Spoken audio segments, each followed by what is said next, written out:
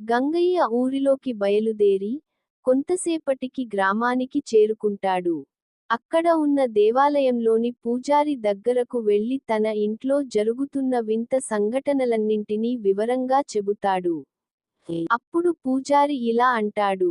గంగయ్య, నేను ఈ సమస్యను పరిష్కరించలేను. కానీ చాలా దూరంగా హిమాలయాల్లో తంత్ర, మంత్ర విద్యల్లో ఎంతో నైపుణ్యం కలిగిన ఒక మహాగురువు ఉన్నారు. నువ్వు ఆయనను కలిస్తే నీ సమస్యకు తప్పకుండా పరిష్కారం దొరుకుతుంది. అది విన్న గంగయ్య ఆనందంగా పూజారికి నమస్కరించి కృతజ్ఞతలు తెలిపి హిమాలయాల వైపు ప్రయాణం ప్రారంభిస్తాడు. ఎన్నో అడవులు, కొండలు దాటుతూ రోజుల తరబడి నడుస్తాడు. చివరికి బాగా అలసిపోయి, ఇక ముందుకు వెళ్ళలేనని అనుకుంటాడు. అదే సమయంలో తన కొడుకు శ్రవణ్ గుర్తుకు వస్తాడు. ఈ పని నా వల్ల కాదు. శ్రవణ్ మాత్రమే చేయగలడు, అని అనుకుని పట్టణంలో ఉన్న శ్రవణ్ దగ్గరకు వెళ్తాడు. గంగయ్య జరిగిన విషయాలన్నీ శ్రవణ్కు చెప్పగానే, శ్రవణ్ ధైర్యంగా, నాన్నా, మీరు ఏమాత్రం బాధపడకండి. నేను హిమాలయాలకు వెళ్లి ఆ గురువుగారిని తీసుకుని వస్తాను, అని చెప్పి తన బైక్పై బయలుదేరుతాడు. కొన్ని రోజుల పాటు ప్రయాణించిన తర్వాత ఒక భయంకరమైన అడవిలోకి చేరుకుంటాడు. కొంత దూరం వెళ్ళగానే బైక్ అకస్మాత్తుగా ఆగిపోతుంది. ఎంత ప్రయత్నించినా స్టార్ట్ కాదు. చివరకు బైక్ను అక్కడే వదిలి కాలినడకన ప్రయాణం కొనసాగిస్తాడు. రాత్రి కావడంతో అడవి అంతా చీకటిగా మారుతుంది. భయపడిన శ్రవణ్ ఈ రాత్రికి ఇక్కడే ఉండి, ఉదయం బయలుదేరాలని నిర్ణయించుకుంటాడు. అప్పుడే దూరంలో ఒక చిన్న వెలుగు కనిపిస్తుంది. దగ్గరకు వెళ్లి చూస్తే చిన్న గుడిసెలో ఒక వ్యక్తి ఉంటాడు. శ్రవణ్ అతనితో, అన్నా, నేను చాలా దూరం ప్రయాణం చేస్తున్నాను. ఈ రాత్రికి మీ ఇంట్లో ఉండవచ్చా? అని అడుగుతాడు. ఆ వ్యక్తి చిరునవ్వుతో, తప్పకుండా ఉండు బాబూ, అని ఆహ్వానిస్తాడు. అతను శ్రవణ్కు భోజనం పెట్టి, విశ్రాంతి తీసుకునేలా చేస్తాడు. మరుసటి ఉదయం శ్రవణ్ అతనికి కృతజ్ఞతలు చెప్పి తన ప్రయాణాన్ని కొనసాగిస్తాడు. కొన్ని రోజుల తర్వాత హిమాలయాలకు చేరుకుంటాడు. అక్కడ చాలాసేపు వెతికినా గురువుగారు కనిపించరు. అలసిపోయి ఒక రాయిపై కూర్చుంటాడు. అప్పుడే దూరంలో ఒక ఎత్తైన పర్వతంపై ధ్యానంలో కూర్చున్న ఒక మహాత్ముడు కనిపిస్తాడు. శ్రవణ్ అక్కడికి వెళ్లి, గురువుగారు, గురువుగారు, అని పలుమార్లు పిలుస్తాడు. కాని ఆయన తపస్సులో ఉండటంతో స్పందించరు.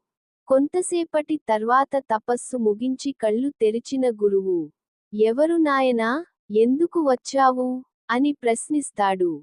శ్రవణ్ తన ఇంట్లో జరిగిన విషయాలన్నింటినీ వివరంగా చెబుతాడు. అది విన్న గురువు, ఏం భయపడకు, నేను నీతో వస్తాను, అని అంటాడు. శ్రవణ్ ఎంతో ఆనందంతో గురువుగారిని తీసుకుని ఇంటికి బయలుదేరుతాడు. కొన్ని రోజుల తర్వాత ఇద్దరూ గంగయ్య ఇంటికి చేరుకుంటారు. ఇంటికి వచ్చిన గురువు తన దివ్యదృష్టితో ఆ ఆత్మ గురించి తెలుసుకుంటాడు. ఇది చెడ్డ దయ్యం కాదు. చాలా మంచిది. ఎవరికీ హాని చేయదు. కానీ ఒక సమస్య ఉంది. చెడ్డ ఆత్మలను మాత్రమే బంధించగలం. మంచి ఆత్మలను బంధించడం ధర్మానికి విరుద్ధం, అని చెబుతాడు. గంగయ్య ఆందోళనగా, అయితే గురువుగారు, ఇప్పుడు ఏం చేయాలి? అని అడుగుతాడు. గురువు ప్రశాంతంగా, దీనికి ఒక మార్గం ఉంది. ఈ ఆత్మకు ఏదో ఒక అసంపూర్ణ కోరిక ఉంది. ఆ కోరిక ఏమిటో తెలుసుకుని, అది నెరవేరిస్తే ఈ ఆత్మ తనంతట తానే శాంతిగా వెళ్ళిపోతుంది, అని చెప్పి అక్కడి నుంచి వెళ్ళిపోతాడు. గురువు వెళ్ళిన తర్వాత శ్రవణ్, నాన్న, ఇప్పుడు ఏం చేద్దాం? అని అడుగుతాడు. గంగయ్య, పదరా, ఆ ఆత్మను నేరుగా అడిగి దాని కోరిక ఏమిటో తెలుసుకుందాం, అని అంటాడు. శారద మాత్రం భయంతో, మీరిద్దరూ వెళ్ళండి, నేను మాత్రం లోపలికి రాను, అని చెబుతుంది. గంగయ్య, శ్రవణ్ ఇద్దరూ ధైర్యం చేసి ఇంట్లోకి అడుగుపెడతారు. లోపలికి వెళ్లి చూస్తే ఆ ఆత్మ ప్రశాంతంగా పడుకుని ఉంటుంది. శ్రవణ్ వణుకుతూ, ఎవరండి మీరు? మీకు ఏం కావాలి? అని అడుగుతాడు. ఆ ఆత్మ నెమ్మదిగా కళ్ళు తెరిచి, నాకు మీ నుంచి ఒక్క సహాయం కావాలి అని చెప్పింది. గంగయ్య, శ్రవణ్ ఇద్దరూ ఆశ్చర్యంగా ఒకరినొకరు చూసుకున్నారు.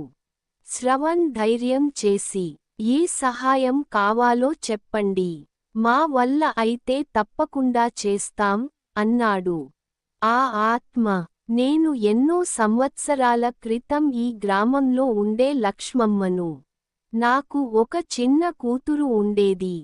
ఒక ప్రమాదంలో నేను చనిపోయాను. చనిపోయే ముందు నేను నా కూతురికి ఏం సహాయం చేయలేదు. ఇప్పుడు నా కూతురు చాలా కష్టంలో ఉంది. నేను ఎలా అయినా సహాయం చేయాలి. ఇప్పుడు మీరు ఉంటున్న ఇల్లు నాదే. ఈ ఇంటి వెనుక ఉన్న పాత వేప చెట్టు కింద ఒక సూట్ కేస్ దాచాను. అది నా కూతురికి చేరలేదు. అందుకే నా ఆత్మకు శాంతి లేదు అని చెప్పింది. అది విన్న గంగయ్య, అమ్మా, మేము ఆ సూట్ కేస్ని వెతికి నీ కూతురికి అందిస్తాం అని మాట ఇచ్చాడు. మరుసటి రోజు ఉదయం గంగయ్య, శ్రవణ్ ఇద్దరూ వేపచెట్టు దగ్గరకు వెళ్లి తవ్వడం ప్రారంభించారు. కొంతసేపటి తర్వాత వారికి సూట్ కేస్ కనిపించింది. దాన్ని పట్టుకొని శ్రవణ్ ఆ కూతురిని వెతకడం ప్రారంభించాడు. చాలా రోజుల తర్వాత ఆమె మరో గ్రామంలో జీవిస్తున్నట్లు తెలుసుకున్నాడు. గంగయ్య, శ్రవణ్ ఆమెను కలిసి ఆ సూట్ కేస్ అందించారు. అవి చూసిన ఆమె, ఇది మా అమ్మ జ్ఞాపకం. మీకు జీవితాంతం రుణపడి ఉంటాను అని చెప్పింది. అదే రాత్రి గంగయ్య ఇంట్లో ఆ ఆత్మ మరోసారి ప్రత్యక్షమై, మీరు నా చివరి కోరికను నెరవేర్చారు. ఇప్పుడు నాకు శాంతి లభించింది. మీ కుటుంబానికి ఎప్పుడూ మంచి జరుగుతుంది అని ఆశీర్వదించింది అని చెప్పగానే ఆ ఆత్మ మాయం అయిపోయింది. ఆ రోజు నుంచి గంగయ్య ఇంట్లో ఎలాంటి వింత సంఘటనలు జరగలేదు. గంగయ్య, శ్రవణ్, శారద ముగ్గురూ ప్రశాంతంగా, సంతోషంగా జీవించేవారు. నీతి, మంచి మనసుతో చేసిన సహాయం ఎప్పటికైనా మంచి ఫలితాన్నే ఇస్తుంది.